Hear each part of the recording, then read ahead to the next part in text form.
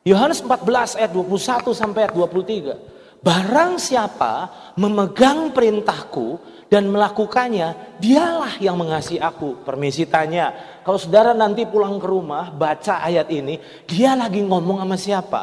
Dia lagi ngomong sama murid, bukan orang banyak nih. Statement ini.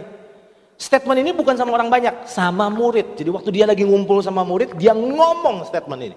Oke? Buktinya apa? Saya buktikan nanti. Perhatikan ini. Barang siapa memegang perintahku dan melakukannya, dialah yang mengasihi aku. Dan barang siapa mengasihi aku, ia akan dikasihi oleh Bapakku. Terus, dan aku pun akan mengasihi dia dan akan menyatakan diriku kepadanya. Mau nggak? Yesus tuh nyatakan diri sama kita. Sampai kita bisa kenal dia. Ya ampun. Nah kalau Yesus tidak menyatakan diri, kita cuma bisa beragama Kristen. Tapi tidak sungguh-sungguh kenal Tuhan. Ada banyak orang bertahun-tahun namanya udah jadi Kristen. Tapi apakah kekristenan kita menjamin kita kenal Tuhan? Pengenalan tidak bisa dicapai cuma lewat datangnya kebaktian. Tapi apakah Tuhan menyatakan diri nggak sama kita? Dan Yesus bilang, aku pun akan mengasihi dia dan akan menyatakan diriku kepadanya. Nah yang menggelikan adalah ayat 22-nya. Ini bagus banget statement ayat 22-nya.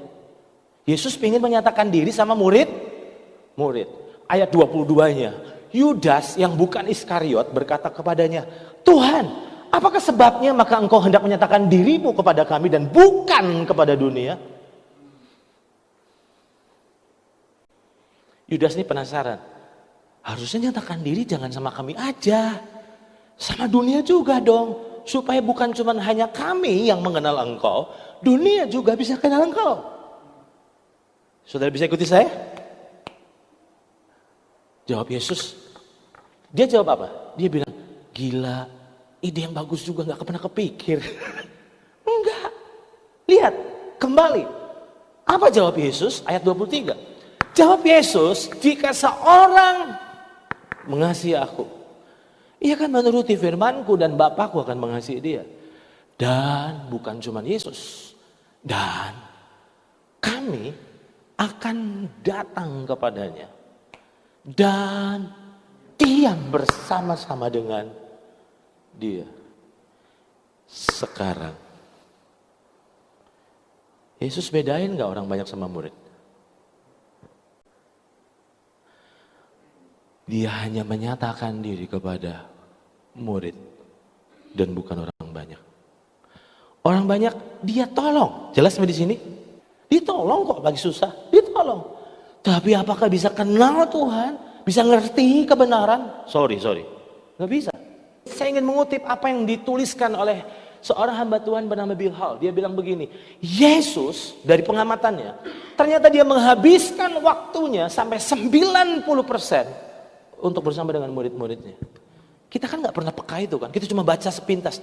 Tapi setelah diteliti ternyata 90% waktunya itu dia luangkan bukan sama orang banyak. Sama murid.